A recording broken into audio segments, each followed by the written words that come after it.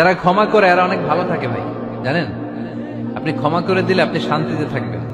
আপনি যদি আপনার ব্যাড এক্সপিরিয়েন্স, তিক্ত অভিজ্ঞতা, কে আপনারে গালি দিছিল, কষ্ট দিছিল, সবসময় এগুলো বয়ে বেড়ান, it will burn yourself inside. এগুলো আপনার ভিতরে জ্বালায় পড়ে ছারখার করে দিবে। আর যদি ভুলে যান, জায়গায় মাফ করে দেন, তাহলে শোধবোধ সব শেষ। আমি আছি শান্তিতে, ঠিক কিনা? আমরা শান্তি চাই কি চাই না? আমরা অতীতের এই কষ্ট বুকে নিয়ে আর চলতে চাই? সমাধান একটাই, ক্ষমা করে দেন। স্ট্যামফোর্ড ইউনিভার্সিটি, ক্যালিফোর্নিয়ার স্ট্যামফোর্ড ইউনিভার্সিটির একজন প্রফেসর ফ্রেডরিক লাস্কিন, ওনার একটা আর্টিকেল আমি পড়েছি। ওখানে উনি গবেষণা চালিয়েছেন।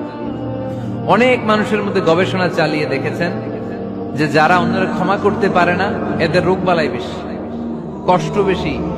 আর যারা সহজে ক্ষমা করে দেয়, এরা সবসময় শান্তিতে থাকে। এটা পরীক্ষিত, এটা ওনার একটা রিসার্চ। এরপর আমেরিকাতে একটা স্টেট আছে ম্যাসাচুসেট। এই ম্যাসাচুসেট জেনারেল হসপিটালে একজন পৃথিবী বিখ্যাত সাইকিয়াট্রিস্ট বসে, মনোবিজ্ঞানী, নাম হচ্ছে প্রফেসর হারবার্ট বেনসন।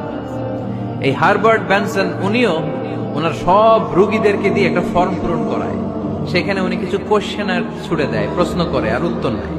পরে জরিপ করে উনি দেখতে পেয়েছে ওনার যে সমস্ত রোগীরা মনের ভিতরে রোগ, এই রাগ, এই ক্ষোভ, এই হিংসা বিদ্বেষ এগুলো অন্তরে পুষে রেখেছে, এদের স্ট্রোক করার এবং হার্ট অ্যাটাক করার রেটিংটা বেশি। এরা মেন্টাল স্ট্রেসে ভোগে বেশি। আর যারা সহজে ক্ষমা করে দেয়, মাফ করে দেয়, এদের মধ্যে এই রোগ বালাই নাই। যেরকম সুবহানাল্লাহ।